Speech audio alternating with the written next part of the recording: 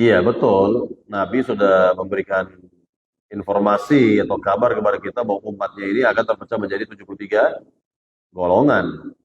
72 mampir ke neraka, satu yang masuk surga, satu yang langsung masuk surga.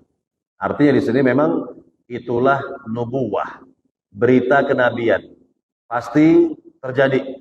Apa yang telah Nabi sabdakan pasti terjadi, tidak akan meleset. Tidak akan pernah meleset dari apa yang beliau sabdakan. Kan begitu. Ini pertama ya. Ini hikmahnya nih. Yang kedua, hikmahnya adalah agar kita hati-hati, agar kita ini berhati-hati dari firqah-firqah yang menyimpang itu. Jangan kita ya ini bergabung dengan mereka, ikut-ikutan dengan mereka. Jangan. Justru ini adalah ya ini apa namanya? eh, apa namanya? Peringatan dari Nabi Shallallahu Alaihi Wasallam kepada kita semua agar kita tidak ikut dengan firqah-firqah yang menyimpang itu. Ya kan? Nah, ini sudah ada ya dari Nabi yang mulia seperti ini. Ya. Nah, kemudian yang berikutnya lagi agar kita belajar tentunya belajar akidah yang benar itu yang mana, manhaj yang benar itu yang bagaimana begitu. Dan kita berpegang teguh di atas manhaj yang benar, akidah yang benar.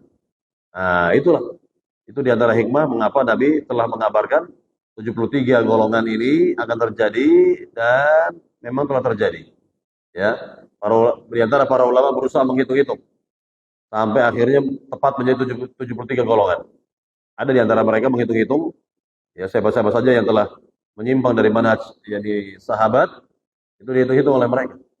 Sampai ketemu bilangan 73. Sampai seperti itu. Ya, sampai seperti itu. Yang jelas kita berhati-hati. Kita berhati-hati dan selalu berdoa kepada Allah dan berdoa kepada Allah agar kita selalu diberi hidayah taufik. Ya, hati kita ini dan terhindar terjauh dari berbagai macam syubhat. Ini bahaya ya.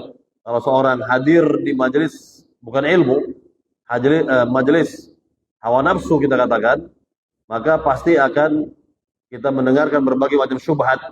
Nah, kalau syubhat sudah masuk ya ke hati kita, ini berbahaya. Ini sangat berbahaya. Kenapa? Karena hati kita ini lemah. Sedangkan syubhat itu menyambar-nyambar dia. Ungkapan bahasa Arabnya begini. Asyubhatu khattafa wal qulubu dha'ifah. Syubhat itu cepat menyambar. Ya, cepat menyambar hati siapa saja. Sedangkan hati kita ini lemah gitu. Jangan sampai kita ini ya ini merasa pede, oh, saya kuat nih. Saya sudah aman, insya Allah akidah saya akan hadir di majelis fulan. Oh, ini siapa yang menjamin?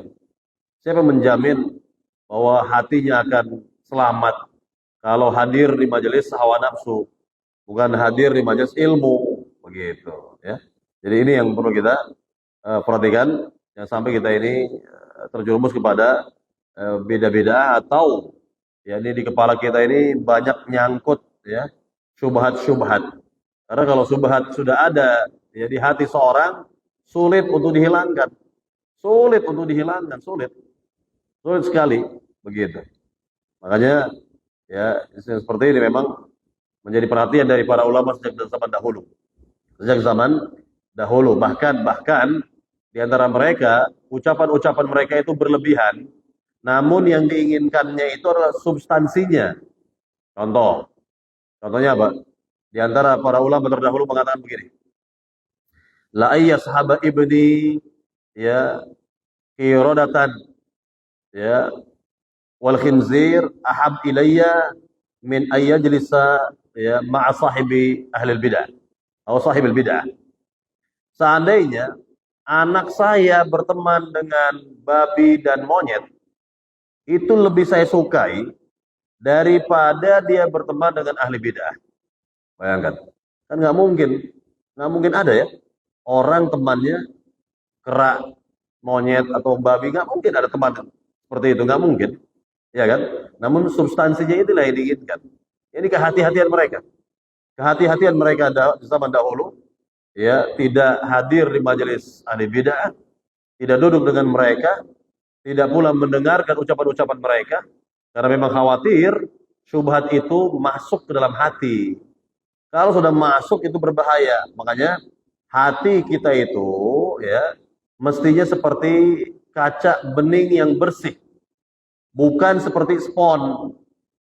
Nah, itu hati yang baik, yang benar tuh hati yang seperti atau bagaikan kaca bening bersih begitu. Yani kalau disiram air apapun disiram pada kaca itu, maka kaca itu nggak berbekas. Kaca itu tidak berbekas, ya kan? Tapi kalau spon, lihat spon, kena air gimana? Oh, nampung dia, nampung air dia, nampung air. Walaupun airnya kotor ditampung sama dia. Itu spon itu, ya, atau kanebo lah istilahnya, atau spon lah gitu, kurang lebih begitu. Nah, jangan seperti itu. Jadi, jadilah hati kita seperti kaca yang bening, bukan spon, ya. Wallahu taala.